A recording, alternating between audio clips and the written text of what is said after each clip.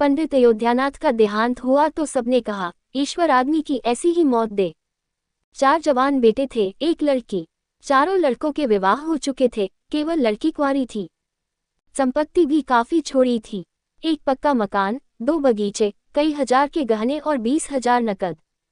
विधवा फूलमती को शोक तो हुआ और कई दिन तक बेहाल पड़ी रही, लेकिन जवान बेटों को सामने देखकर उसे ढाढ़स हुआ।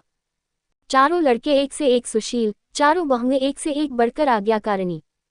जब वह रात को लेटती तो चारों बारी बारी से उसके पाँव दबाती। वह स्नान करके उठती तो उसकी साड़ी छोड़ती। सारा घर उसके इशारे पर चलता था। बड़ा लड़का कामता एक दफ्तर में 50 रू पर नौकर था। छोटा उमानाथ डॉक्टरी पास कर चुका था और कहीं औषधालय खोलने की फिक्र में था। तीसरा दयानाथ B.A. में फेल हो गया था और पत्रिकाओं में लेख लिखकर कुछ न कुछ कमा लेता था। चौथा सितानाथ चारों में सबसे कुशाग्र बुद्धि और होनहार था और अब की साल B.A. प्रथम श्रेणी में पास करके M.A. की तैयारी में लगा हुआ था। किसी लड़के में वह दुर्व्यसन, वह छैलापन, वह लुटाऊपन न था जो माता पिता को जलाता और कुल मर्यादा को डुबाता है। फूलमती घर की मालकिन थी। बो की कुंजिया बड़ी बहू के पास रहती थी। बुढ़िया में वह अधिकार प्रेम न था जो वृद्धजनों को कटु और कलहशील बना दिया करता है, किंतु उसकी इच्छा के बिना कोई बालक मिठाई तक न मंगा सकता था। संध्या हो गई थी। पंडित को मरे आज 12वां दिन था। कल 13 है। ब्रह्मभोज होगा, बिरादरी के लोग निमंत्रित होंगे, उसी की तैयारियां हो रही थीं।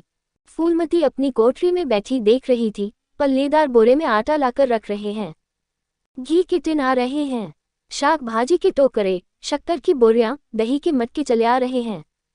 महापात्र के लिए दान की चीजें लाई गई, बर्तन, कपड़े, पलंग, बिछावन, छाते, जूते, छड़ियां, लालटेने आदि। किंतु फूलमती को कोई चीज नहीं दिखाई गई। नियमानुसार ये सब सामान उसके पास आने चाहिए थे। वह प्रत्येक वस्तु को देखती, उसे पसंद करती, उसकी मात्रा में कमी बेशी का फैसला करती। तब इन चीजों को भंडारे में रखा जाता। क्यों उसे दिखाने और उसकी राय लेने की जरूरत नहीं समझी गई। अच्छा, वह आटा 3 ही बोरा क्यों आया? उसने तो 5 बोरों के लिए कहा था। घी भी 5 ही कनस्तर है, उसने तो 10 कनस्तर मंगवाए थे। इसी तरह शाक भाजी, शक्कर, दही आदि में भी कमी की गई होगी। किसने उसके हुक्म में हस्तक्षेप किया?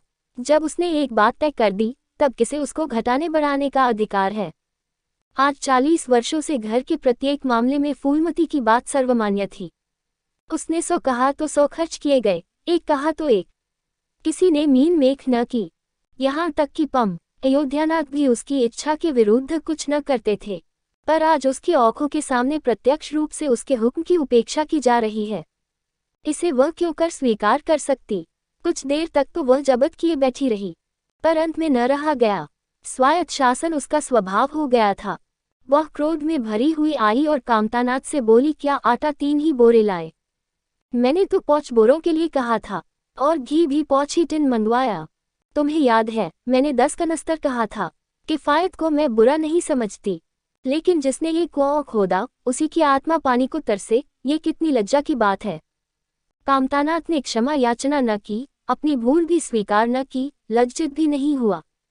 1 मिनट तो विद्रोही भाव से खड़ा रहा, फिर बोला, हम लोगों की सलाह 3 ही बोरों की हुई और 3 बोरे के लिए 5 टिन घी काफी था। इसी हिसाब से और चीजें भी कम कर दी गई हैं। फूलमती उग्र होकर बोली, किसकी राय से आटा कम किया गया? हम लोगों की राय से। तो मेरी राय कोई चीज नहीं है क्यों नहीं? लेकिन अपना हानि लाभ तो हम समझते हैं। फूलमती हक्की बक्की होकर उसका मुंह ताकने लगी। इस वाक्य का आशय उसकी समझ में न आया। अपना हानि लाभ? अपने घर में हानि लाभ की जिम्मेदार वह आप है। दूसरों को, चाहे वे उसके पेट के जन्मे पुत्र ही क्यों न हो, उसके कामों में हस्तक्षेप करने का क्या अधिकार? ये लौंडा तो इस ढिठाई से जवाब दे रहा है मानो घर उसी का है, उसी ने मर मर कर गृहस्थी जोड़ी है, मैं तो गैर हूँ। जरा इसकी हेकड़ी तो देखो। उसने तमतमाए हुए मुख से कहा, मेरे हानि लाभ के जिम्मेदार तुम नहीं हो। मुझे अख्तियार है, जो उचित समझूं वो करूं। अभी जाकर 2 बोरे आटा और 5 टिन घी और लाओ, और आगे के लिए खबरदार जो किसी ने मेरी बात काटी। अपने विचार में उसने काफी तंबीह कर दी थी। शायद इतनी कठोरता अनावश्यक थी। उसे अपनी उग्रता पर खेद हुआ। लड़के ही तो है, समझे होंगे कुछ किफायत करनी चाहिए। मुझसे इसलिए न पूछा होगा कि अम्मा तो खुद हर एक काम में किफायत करती हैं। अगर इन्हें मालूम होता कि इस काम में मैं किफ़ायत पसंद न करूंगी तो कभी इन्हें मेरी उपेक्षा करने का साहस न होता। यद्यपि कामतानाथ अब भी उसी जगह खड़ा था और उसकी भावभंगी से ऐसा ज्ञात होता था कि इस आज्ञा का पालन करने के लिए वह बहुत उत्सुक नहीं, पर फूलमती निश्चिंत होकर अपनी कोठरी में चली गई। इतनी तंबीह पर भी किसी को अवज्ञा करने की सामर्थ्य हो सकती है, इसकी संभावना का ध्यान भी उसे न आया। पर जो जो समय बीतने लगा उस पर यह हकीकत खुलने लगी कि इस घर में अब उसकी वह हैसियत नहीं रही जो 10-12 दिन पहले थी। संबंधियों के यहाँ के नेवते में शक्कर, मिठाई, दही, अचार आदि आ रहे थे। बड़ी बहू इन वस्तुओं को स्वामिनी भाव से संभाल संभाल कर रख रही थी। कोई भी उससे पूछने नहीं आता। बिरादरी के लोग जो कुछ पूछते हैं कामतानाथ से या बड़ी बहू से। कामतानाथ कहाँ का बड़ा इंतजामकार है, रात दिन भन पे पड़ा रहता है, किसी तरह रो धोकर दफ्तर चला जाता है। उसमें भी महीने में 15 नागू से कम नहीं होते। वो तो कहो साहब पंडित जी का लिहाज करता है, नहीं अब तक कभी का निकाल देता। और बड़ी बहू जैसी फूहड़ औरत भला इन सब बातों को क्या समझेगी। अपने कपड़े लत्ते तक तो जतन से रख नहीं सकती, चलिए गृहस्थी चलाने। भद होगी और क्या, सब मिलकर कुल की नाक कटवाएंगे। वक्त पर कोई न कोई चीज कम हो जाएगी। इन कामों के लिए बड़ा अनुभव चाहिए। कोई चीज तो इतनी बन जाएगी कि मारी मारी फिरेगा, कोई चीज इतनी कम बनेगी कि किसी पत्तल पर पहुंचेगी, किसी पर नहीं। आखिर इन सबों को हो क्या गया है। अच्छा, बहू तिजोरी क्यों खोल रही है? वह मेरी आज्ञा के बिना तिजोरी खोलने वाली कौन होती है? कुंजी उसके पास है अवश्य, लेकिन जब तक मैं रुपए न निकलवाऊं तिजोरी नहीं खुलती। आज तो इस तरह खोल रही है मानो मैं कुछ हूं ही नहीं। यह मुझसे न बर्दाश्त होगा। वह झमक कर उठी और बहू के पास जाकर कठोर स्वर में बोली, तिजोरी क्यों खोलती हो बहू, मैंने तो खोलने को नहीं कहा। बड़ी बहू ने निसंकोच भाव से उत्तर दिया, बाजार से सामान आया है तो दाम न दिया जाएगा। कौन चीज किस भाव में आई है और कितनी आई है यह मुझे कुछ नहीं मालूम। जब तक हिसाब किताब न हो जाए रुपए कैसे दिए जाए? हिसाब किताब सब हो गया है। किसने किया? अब मैं क्या जानूं किसने किया, जाकर मर्दों से पूछो। मुझे हुक्म मिला, रुपए लाकर दे दो, रुपए लिए जाती हूँ। फूलमती खून का घूंट पीकर रह गई। इस वक्त बिगड़ने का अवसर न था। घर में मेहमान स्त्री पुरुष भरे हुए थे। अगर इस वक्त उसने लड़कों को डांटा तो लोग यही कहेंगे कि इनके घर में पंडित जी के मरते ही फूट पड़ गई। दिल पर पत्थर रखकर फिर अपनी कोठरी में चली गई। जब मेहमान विदा हो जाएंगे तब वह एक एक की खबर लेगी। तब देखेगी कौन उसके सामने आता है और क्या कहता है। इनकी सारी चौकड़ी भुला देगी। किंतु कोठरी के एकांत में भी वह निश्चिंत न बैठी थी। सारी परिस्थिति को गिद्ध दृष्टि से देख रही थी। कहाँ सत्कार का कौन सा नियम भंग होता है, कहाँ मर्यादाओं की उपेक्षा की जाती है। भोज आरंभ हो गया। सारी बिरादरी एक साथ पंगत में बैठा दी गई। आंगन में मुश्किल से 200 आदमी बैठ सकते हैं। ये 500 आदमी इतनी सी जगह में कैसे बैठ जाएंगे? क्या आदमी के ऊपर आदमी बिठाए जाएंगे? 2 पंगतों में लोग बिठाए जाते तो क्या बुराई हो जाती। यही तो होता है कि 12 बजे की जगह भोज 2 बजे समाप्त होता। मगर यहाँ तो सबको सोने की जल्दी पड़ी हुई है। किसी तरह ये बला सिर से टले और चैन से सोएं। लोग कितने सत्तर बैठे हुए हैं कि किसी को हिलने की भी जगह नहीं। पत्तल एक पर एक रखे हुए हैं। पूरियां ठंडी हो गईं, लोग गरम गरम मौन रहे हैं। मैदे की पूरियां ठंडी होकर चिमनी हो जाती हैं। इन्हें कौन खाएगा? रसोई को कुराव पर से न जाने क्यों उठा दिया गया। यही सब बातें नाक काटने की हैं। सहसा शोर मचा, तरकारियों में नमक नहीं। बड़ी बहू जल्दी जल्दी नमक पीसने लगी। फूलमती क्रोध के मारे ओ चबा रही थी, पर इस अवसर पर मुंह न खोल सकती थी। बोरे भर नमक पिसा और पत्तलों पर डाला गया। इतने में फिर शोर मचा, पानी गर्म है, ठंडा पानी लाओ। ठंडे पानी का कोई प्रबंध न था, बर्फ भी न मंगाई गई। आदमी बाजार दौड़ाया गया, मगर बाजार में इतनी रात गए बर्फ कहाँ। आदमी खाली हाथ लौट आया। मेहमानों को वही नल का गर्म पानी पीना पड़ा। फूलमती का बस चलता तो लड़कों का मुंह नोच लेती। ऐसी छीछालेदर उसके घर में कभी न हुई थी। उस पर सब मालिक बनने के लिए मरते हैं। बर्फ जैसी जरूरी चीज मंगवाने की भी किसी को सुधि न थी। सुधि कहाँ से रहे जब किसी को गप लड़ाने से फुर्सत न मिले। मेहमान अपने दिल में क्या कहेंगे कि चले हैं बिरादरी को भोज देने और घर में बर्फ तक नहीं। अच्छा, फिर यह हलचल क्यों मच गई? अरे, लोग पंगत से उठे जा रहे हैं, क्या मामला है? फूलमती उदासीन न रह सकी। कोठरी से निकलकर बरामदे में आई और कामतानाथ से पूछा, क्या बात हो गई लल्ला? लोग उठे क्यों जा रहे हैं? कामता ने कोई जवाब न दिया, वहां से खिसक गया। फूलमती झुंझलाकर रह गई। सहसा कहारन मिल गई। फूलमती ने उससे भी ये प्रश्न किया। मालूम हुआ किसी के शोरबे में मरी हुई चूहिया निकल आई। फूलमती चित्रलिखित सी वहीं खड़ी रह गई। भीतर ऐसा उबाल उठा कि दीवार से सिर टकरा ले। अभागे भोज का प्रबंध करने चले थे। इस फुहरपन की कोई हद है? कितने आदमियों का धर्म सत्यानाश हो गया। फिर पंगत क्यों न उठ जाए? आँखों से देखकर अपना धर्म कौन गवाएगा?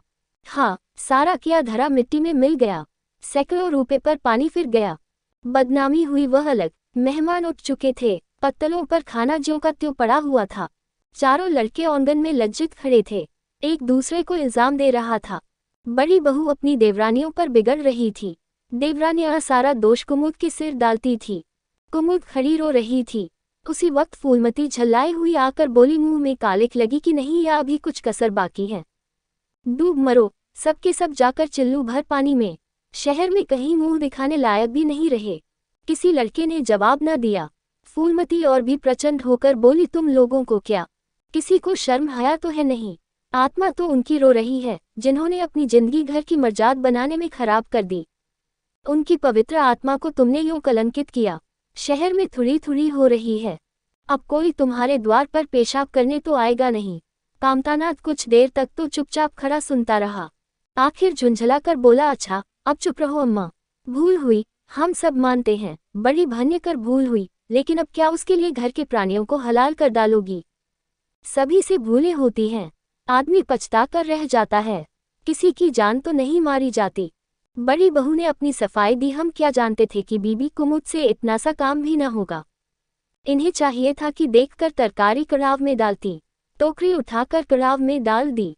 हमारा क्या दोष? कामतानाथ ने पत्नी को डांटा, इसमें न कुमुद का कसूर है, न तुम्हारा न मेरा। संयोग की बात है। बदनामी भाग में लिखी थी, वह हुई। इतने बड़े भोज में एक एक मुट्ठी तरकारी कड़ाव में नहीं डाली जाती। टोकरे के टोकरे उड़ेल दिए जाते हैं। कभी कभी ऐसी दुर्घटना होती है, पर इसमें कैसी जग हंसाए और कैसी नक कटाए। तुम खामखाह जले पर नमक छिड़कती हो। फूलमती ने दांत पीसकर कहा, शर्माते तो नहीं, उल्टे और बेहाई की बातें करते हो। कामतानाथ ने संकोच होकर कहा, शर्माऊं क्यों, किसी की चोरी की है? चीनी में छींटे और आटे में घुन, यह नहीं देखे जाते? पहले हमारी निगाह न पड़ी, बस यही बात बिगड़ गई। नहीं, चुपके से चूहिया निकालकर फेंक देते, किसी को खबर भी न होती। फूलमती ने चकित होकर कहा, क्या कहता है? मरी चूहिया खिलाकर सबका धर्म बिगाड़ देता। कामता हंसकर बोला, क्या पुराने जमाने की बातें करती हो अम्मा? इन बातों से धर्म नहीं जाता। ये धर्मात्मा लोग जो पत्तल पर से उठ गए हैं, इनमें से कौन है जो भेड़ बकरी का मांस न खाता हो? तालाब के कछुए और घोंघे तक तो किसी से बचते नहीं। जरा सी चूहिया में क्या रखा था?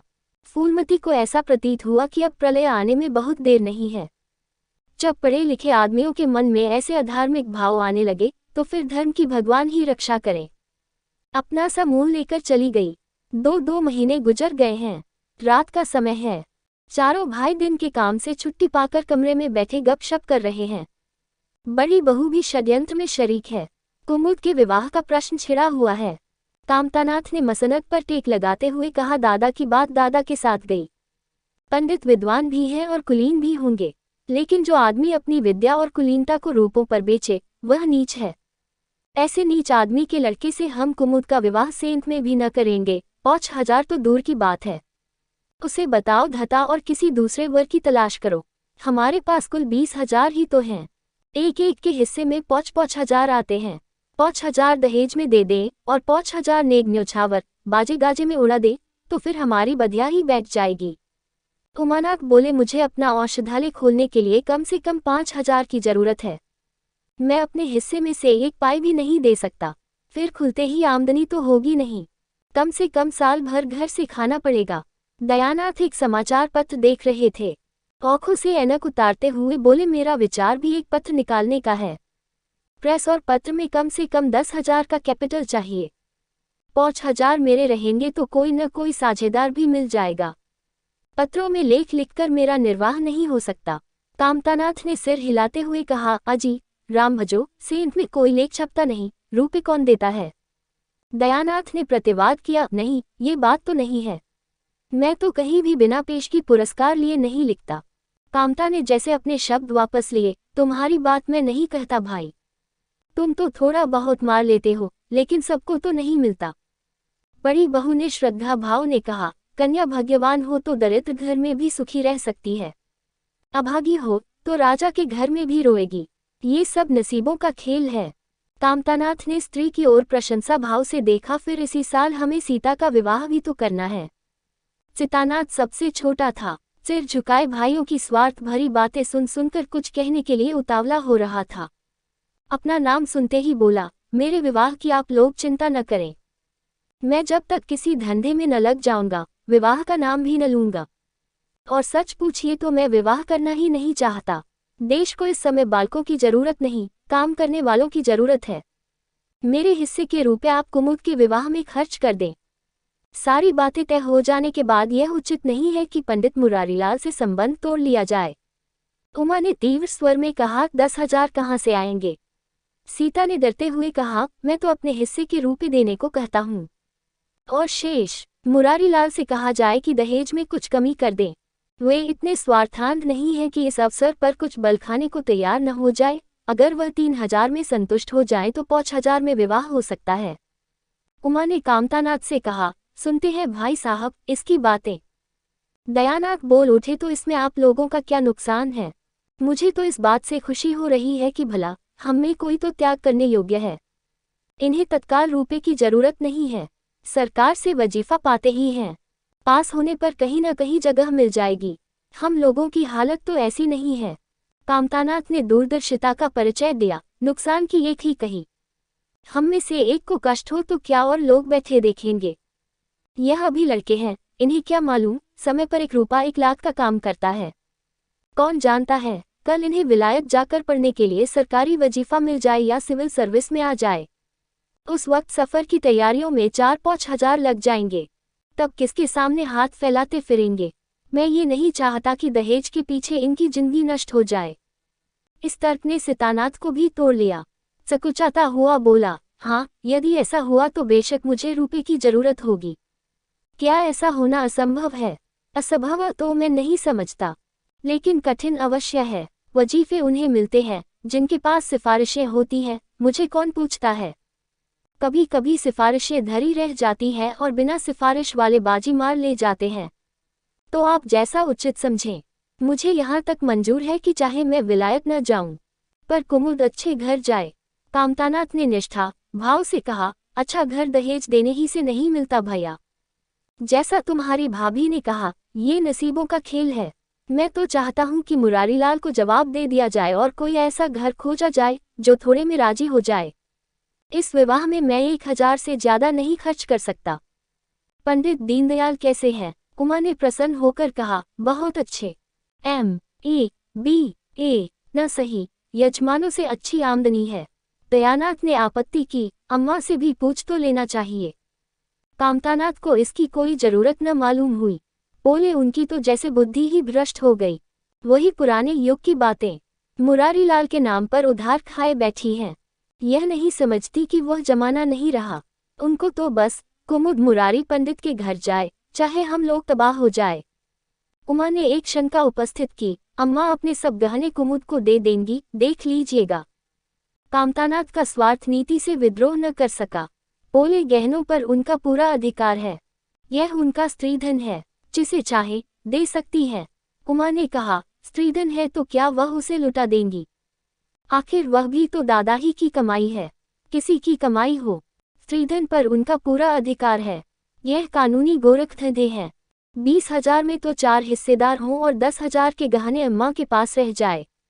देख लेना, इन्हीं के बल पर वह कुमुद का विवाह मुरारी पंडित के घर करेगी। उमानाथ इतनी बड़ी रकम को इतनी आसानी से नहीं छोड़ सकता। वह कपट नीति में कुशल है, कोई कौशल रचकर माता से सारे गहने ले लेगा। उस वक्त तक कुमुद के विवाह की चर्चा करके फूलमती को भड़काना उचित नहीं। कामतानाथ ने सिर हिलाकर कहा, भाई, मैं इन चालों को पसंद नहीं करता। उमानाथ ने खिसियाकर कहा, गहने 10,000 से कम के न होंगे। कामता विचलित स्वर में बोले, कितने ही के हों, मैं अनीति में हाथ नहीं डालना चाहता। तो आप अलग बैठिए। हाँ, बीच में भांजी न मारिएगा। मैं अलग रहूंगा। और तुम सीता? अलग रहूंगा। लेकिन जब दयानाथ से यही प्रश्न किया गया तो वह उमानाथ से सहयोग करने को तैयार हो गया। 10,000 में 2,500 तो उसके होंगे ही। इतनी बड़ी रकम के लिए यदि कुछ कौशल भी करना पड़े तो क्षम्य है। श्री फूलमती रात को भोजन करके लेटी थी कि उमा और दया उसके पास जाकर बैठ गए। दोनों ऐसा मुंह बनाए हुए थे मानो कोई भरी विपत्ति आ पड़ी है। फूलमती ने सशंक होकर पूछा, तुम दोनों घबराए हुए मालूम होते हो। उमा ने सिर खुजलाते हुए कहा, समाचार पत्रों में लेख लिखना बड़े जोखिम का काम है अम्मा। कितना ही बचकर लिखो लेकिन कहीं न कहीं पकड़ हो ही जाती है। दयानाथ ने एक लेख लिखा था, उस पर 5,000 की जमानत मांगी गई है। अगर कल तक जमा न कर दी गई तो गिरफ्तार हो जाएंगे और 10 साल की सजा ठुक जाएगी। फूलमती ने सिर पीट कर कहा, ऐसी बातें क्यों लिखते हो बेटा? जानते नहीं हो आजकल हमारे अधीन आए हुए हैं, जमानत किसी तरह टल नहीं सकती। दयानाथ ने अपराधी भाव से उत्तर दिया, मैंने तो अम्मा ऐसी कोई बात नहीं लिखी थी। लेकिन किस्मत को क्या करूं, हाकिम जिला इतना कड़ा है कि जरा भी रियायत नहीं करता। मैंने जितनी दौड़ धूप हो सकती थी वह सब कर ली। तो तुमने कामता से रुपए का प्रबंध करने को नहीं कहा? उमा ने मुंह बनाया, उनका स्वभाव तो तुम जानती हो अम्मा, उन्हें रुपए प्राणों से प्यारे हैं।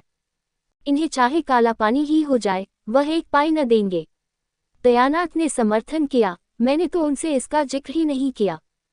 फूलमती ने चारपाई से उठते हुए कहा, चलो मैं कहती हूँ, देगा कैसे नहीं। रुपए इसी दिन के लिए होते हैं कि गाड़ कर रखने के लिए।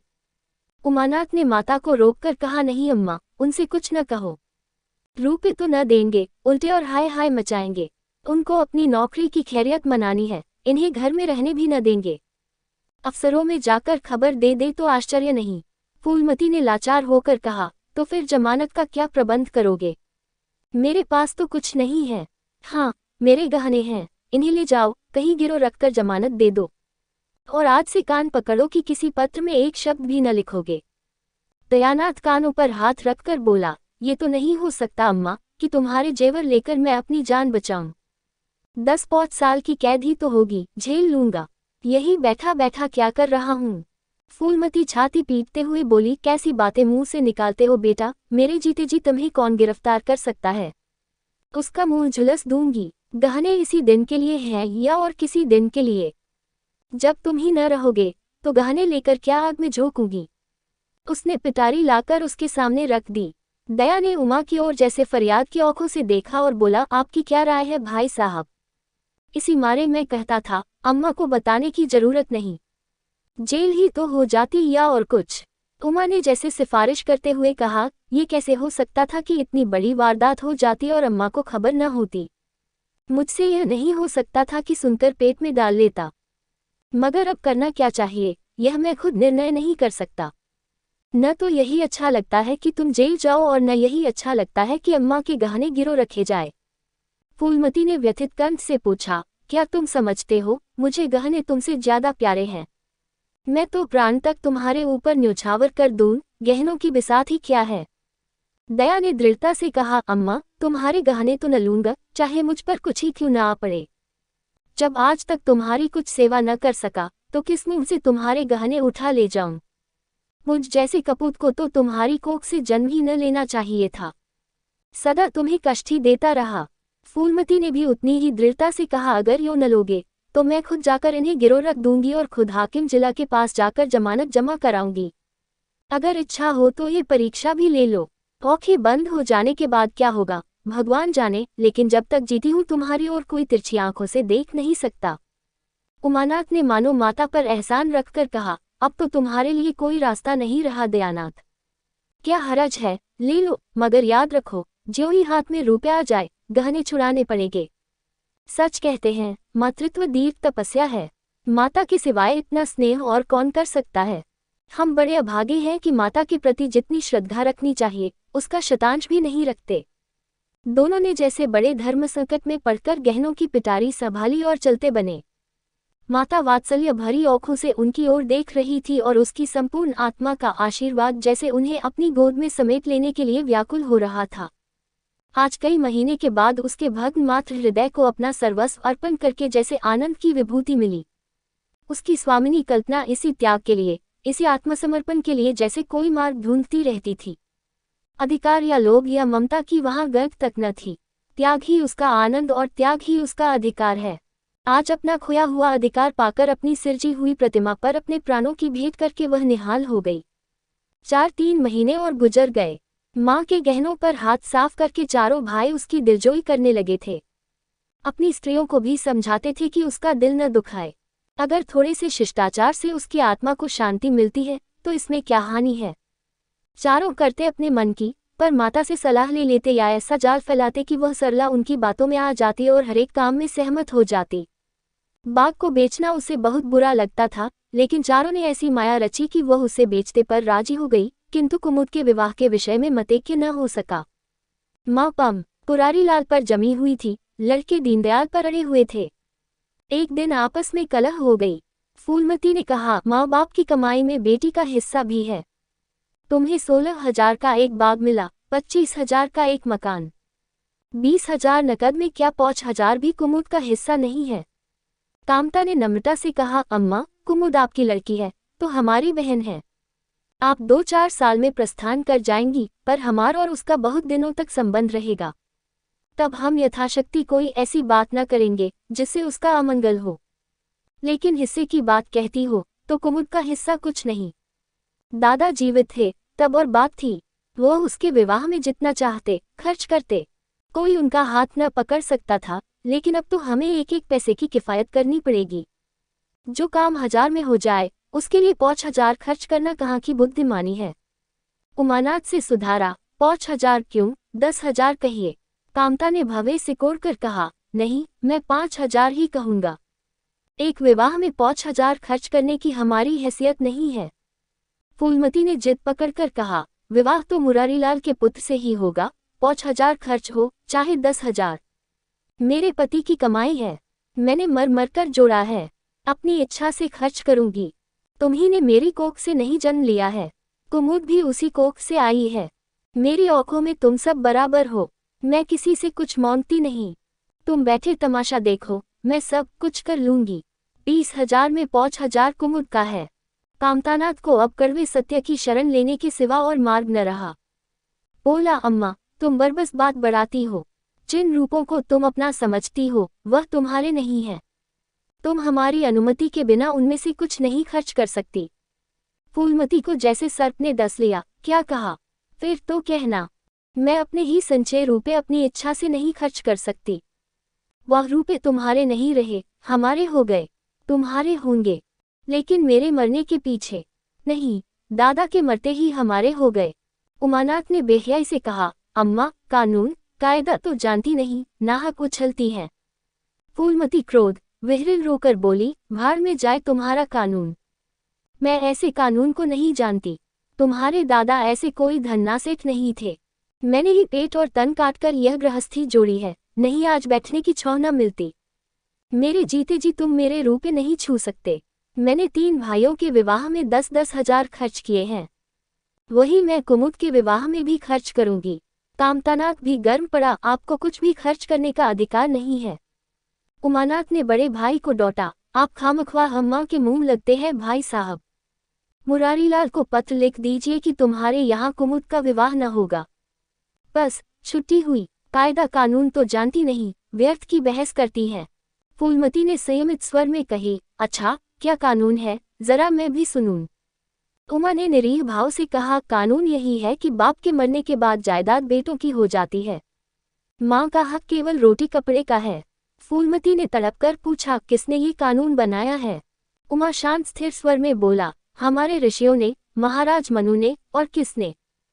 फूलमती एक क्षण अवाक रहकर आहत कंठ से बोली, तो इस घर में मैं तुम्हारे टुकड़ों पर पली हुई हूँ।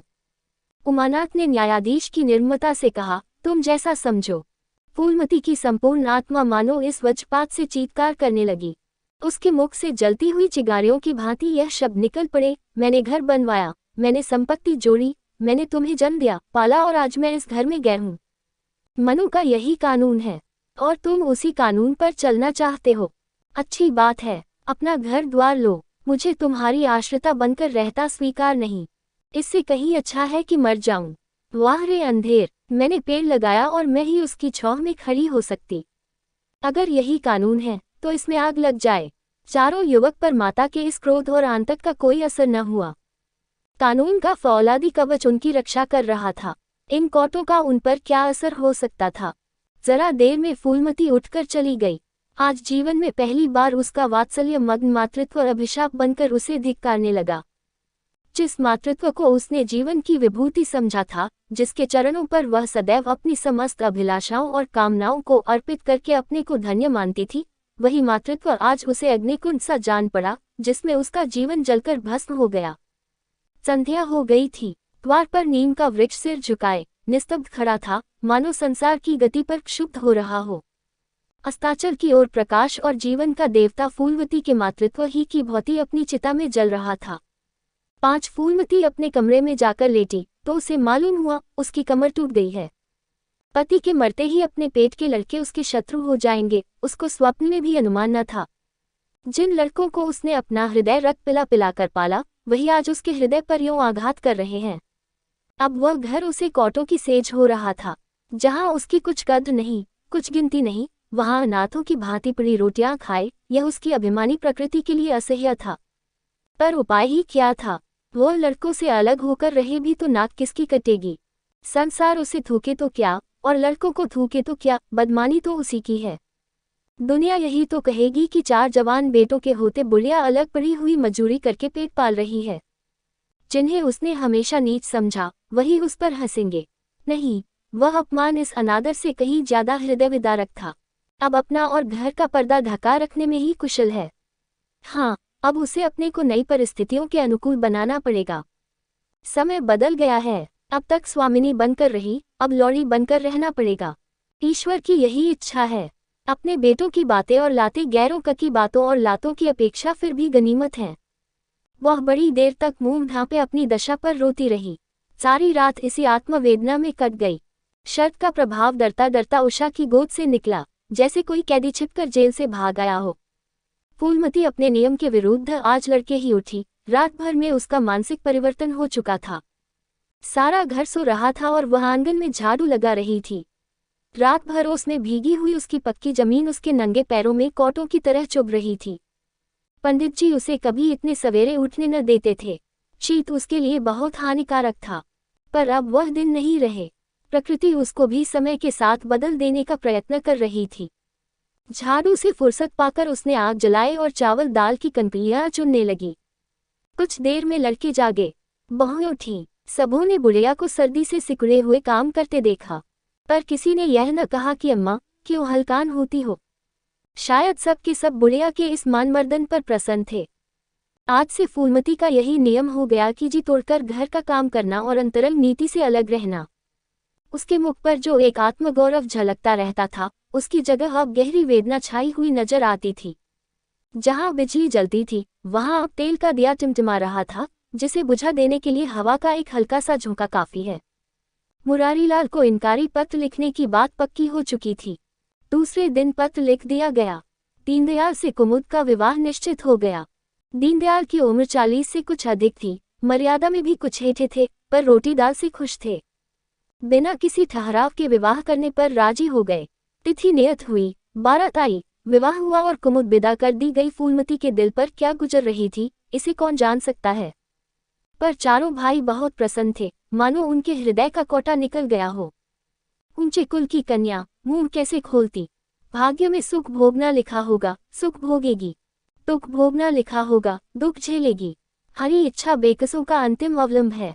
घरवालों ने जिससे विवाह कर दिया, उसमें 1000 अब हो तो भी वह उसका उपास्य, उसका स्वामी है। प्रतिरोध उसकी कल्पना से परे था। फूलमती ने किसी काम में दखल न दिया। कुमुद को क्या दिया गया, मेहमानों का कैसा सत्कार किया गया, किसके यहाँ से नेवते में क्या आया, किसी बात से भी उसे सरोकार न था। उससे कोई सलाह भी ली गई तो यही, बेटा तुम लोग जो करते हो अच्छा ही करते हो, मुझसे क्या पूछते हो। जब कुमुद के लिए द्वार पर डोलिया गई और कुमुद माँ के गले लिपटकर रोने लगी, तो वह बेटी को अपनी कोठरी में ले गई और जो कुछ 150 रुपए और 2-4 मामूली गहने उसके पास बच रहे थे, बेटी की अंचल में डालकर बोली, बेटी मेरी तो मन की मन में रह गई, नहीं तो क्या आज तुम्हारा विवाह इस तरह होता और तुम इस तरह विदा की जाती। आज तक फूलमती ने अपने गहनों की बात किसी से न कही थी। लड़कों ने उसके साथ जो कपट व्यवहार किया था, इसे चाहे अब तक न समझी हो, लेकिन इतना जानती थी कि गहने फिर न मिलेंगे और मनोमालिन्य बढ़ने के सिवा कुछ हाथ न लगेगा। लेकिन इस अवसर पर उसे अपनी सफाई देने की जरूरत मालूम हुई। कुमुद ये भाव मन में लेकर जाए कि अम्मा ने अपने गहने बहुओं के लिए रख छोड़े, इसे वह किसी तरह न सह सकती थी, इसलिए वह उसे अपनी कोठरी में ले गई थी। लेकिन कुमुद को पहले ही इस कौशल की टोह मिल चुकी थी। उसने गहने और रुपए औंचल से निकालकर माता के चरणों में रख दिए और बोली, अम्मा, मेरे लिए तुम्हारा आशीर्वाद लाखों रूपों के बराबर है। तुम इन चीजों को अपने पास रखो, न जाने अभी तुम्हें किन विपत्तियों को सामना करना पड़े। फूलमती कुछ कहना ही चाहती थी कि उमानाथ ने आकर कहा, क्या कर रही है कुमुद? चल जल्दी कर, साइट टली जाती है। वो लोग हाय हाय कर रहे हैं, फिर तो 2-4 महीने में आएगी ही। जो कुछ लेना देना हो ले लेना। फूलमती के घाव पर जैसे मानो नमक पड़ गया। बोली, मेरे पास अब क्या है भैया जो इसे मैं दूंगी। जाओ बेटी, भगवान तुम्हारा सुहाग अमर करे। कुमुद विदा हो गई। फूलमती पछाड़ गिर पड़ी। जीवन की लालसा नष्ट हो गई। 1 साल बीत गया। फूलमती का कमरा घर में सब कमरों से बड़ा और हवादार था। कई महीनों से उसने बड़ी बहू के लिए खाली कर दिया था और खुद एक छोटी सी कोठरी में रहने लगी, जैसे कोई भिखारिन हो। बेटों और बहुओं से अब उसे जरा भी स्नेह न था। वह अब घर की लौड़ी थी। घर के किसी प्राणी, किसी वस्तु, किसी प्रसंग से उसे प्रयोजन न था। वह केवल इसलिए जीती थी कि मौत न आती थी। सुख या दुख का अब उसे लेशमात्र भी ज्ञान न था। उमानाथ का औषधालय खुला, मित्रों की दावत हुई, नाच तमाशा हुआ। दयानाथ का प्रेस खुला, फिर जलसा हुआ। चितानाथ को वजीफा मिला और विलायत गया, फिर उत्सव हुआ। कामतानाथ के बड़े लड़के का यज्ञोपवीत संस्कार हुआ, फिर धूमधाम हुई। लेकिन फूलमती के मुख पर आनंद की छाया तक न आई। कामता प्रसाद टाइफाइड में महीने भर बीमार रहा और मरकर उठा। दयानाथ ने अब की अपने पत्र का प्रचार बढ़ाने के लिए वास्तव में एक आपत्तिजनक लेख लिखा और 6 महीने की सजा पाई। उमानाथ ने एक फौजदारी के मामले में रिश्वत लेकर गलत रिपोर्ट लिखी और उसकी सनद छीन ली गई। पर फूलमती के चेहरे पर रंज की परछाई तक न पड़ी। उसके जीवन में अब कोई आशा, कोई दिलचस्पी, कोई चिंता न थी। बस पशुओं की तरह काम करना और खाना, यही उसकी जिंदगी के 2 काम थे। जानवर मारने से काम करता है, पर खाता है मन से। फूलमती बेकहे काम करती थी, पर खाती थी विष के कौर की तरह। महीनों सिर में तेल न पड़ता, महीनों कपड़े न धुलते, कुछ परवाह नहीं। चेतनाशून्य हो गई थी। सावन की झड़ी लगी हुई थी। मलेरिया फैल रहा था। आकाश में मटियाले बादल थे, जमीन पर मटियाला पानी। आर्द्रवायु शीत ज्वर और श्वास का वितरणा करती फिरती थी। घर की महरी बीमार पड़ गई। फूलमती ने घर के सारे बर्तन मौजे, पानी में भीग भीग कर सारा काम किया। फिर आग जलाई और चूल्हे पर पतीलियां चढ़ा दी। लड़कों को समय पर भोजन मिलना चाहिए। सहसा उसे याद आया, कामतानाथ नल का पानी नहीं पीते। उसी वर्षा में गंगाजल लाने चली। कामतानाथ ने पलंग पर लेटे लेटे कहा, रहने दो अम्मा, मैं पानी भर लाऊंगा, आज महरी खूब बैठ रही। फूलमती ने मटियाले आकाश की ओर देखकर कहा, तुम भीग जाओगे बेटा, सर्दी हो जाएगी। कामतानाथ बोले, तुम भी तो भीग रही हो, कहीं बीमार न पड़ जाओ। फूलमती निर्मम भाव से बोली, मैं बीमार न पड़ूंगी, मुझे भगवान ने अमर कर दिया है। उमानाथ भी वहीं बैठा हुआ था। उसके औषधालय में कुछ आमदनी न होती थी, इसलिए बहुत चिंतित था। भाई भवाज की मुंह देखी करता रहता था। बोला, जाने भी दो भैया, बहुत दिनों बहुओं पर राज कर चुकी है, उसका प्रायश्चित तो करने दो। गंगा बड़ी हुई थी, जैसे समुद्र हो। क्षितिज के सामने के कुल से मिला हुआ था। किनारों के वृक्षों की केवल फुनगियां पानी के ऊपर रह गई थी। घाट ऊपर तक पानी में डूब गए थे। फूलमती कलसा लिए नीचे उतरी, पानी भरा और ऊपर जा रही थी कि पाँव फिसला। संभल न सकी, पानी में गिर पड़ी। पल भर हाथ पांव चलाए, फिर लहरें उसे नीचे खींच ले गई। किनारे पर 2-4 पंडे चिल्लाए, अरे दौड़ो, बुढ़िया डूबी जाती है। 2-4 आदमी दौड़े भी, लेकिन फूलमती लहरों में समा गई थी, उन बल खाती हुई लहरों में, जिन्हें देखकर ही हृदय कांप उठता था। एक ने पूछा, ये कौन बुढ़िया थी? अरे, वही पंडित अयोध्यानाथ की विधवा है। अयोध्यानाथ तो बड़े आदमी थे। हाँ थे तो, पर इसके भाग्य में ठोकर खाना लिखा था। उनके तो कई लड़के बड़े बड़े हैं और सब कमाते हैं। हाँ, सब है भाई, मगर भाग्य भी तो कोई वस्तु है।